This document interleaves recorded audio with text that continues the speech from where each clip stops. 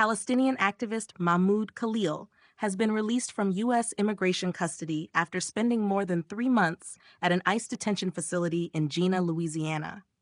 The Columbia University graduate and lawful permanent U.S. resident was arrested outside his apartment on the university's campus in March, in what his attorneys and supporters have called a politically motivated attempt to silence student-led, pro-Palestinian activism. Wearing a keffiyeh, a traditional Palestinian scarf symbolizing resistance, Khalil emerged from detention Friday evening with a raised fist and a wide smile, walking beside one of his attorneys. "Although justice prevailed, it's long, very long overdue," he said to reporters, adding that he couldn't wait to reunite with his wife and meet his newborn son, who was born during his confinement. Federal Judge Michael Farbiars ordered his release, ruling that Khalil is neither a flight risk nor a danger to the community, and stating that continuing to hold him was highly unusual.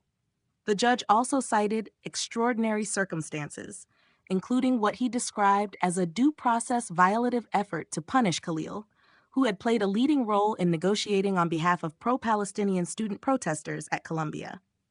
Khalil, who has never been charged with any crime, was among the first arrestees under what critics call the Trump administration's immigration crackdown on dissent. As his detention stretched past 100 days, several other student activists were also released, highlighting Khalil's case as uniquely punitive.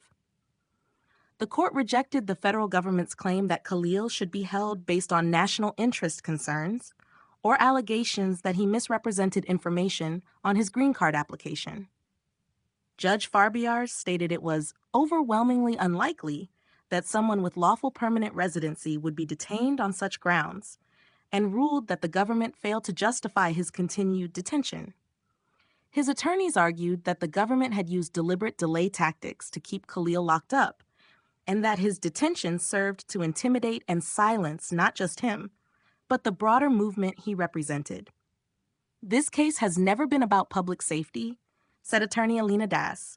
"It's been about making an example of Mahmoud."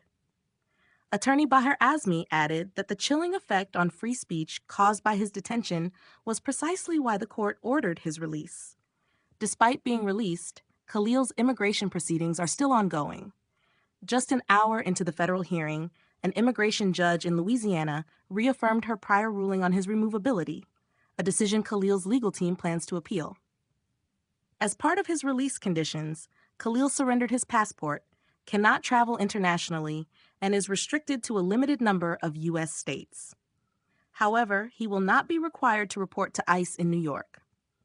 The Department of Homeland Security defended its actions, stating that the Trump administration acted within legal authority, arguing that Khalil's presence undermined its foreign policy goals of combating anti-Semitism.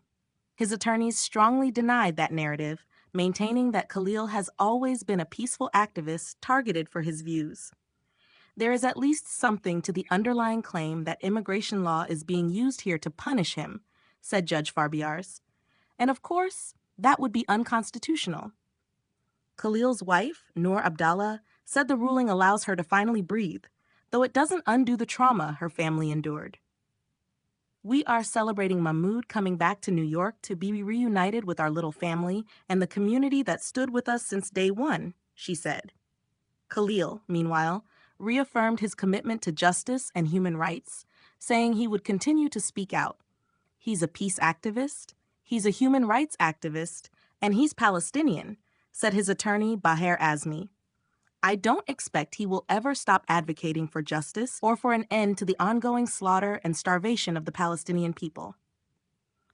Khalil also took a moment to express solidarity with the many immigrants he left behind in detention, saying, "They are in a place they never should have been. Whether you're a citizen, an immigrant, or just a person on this land, that doesn't make you less human."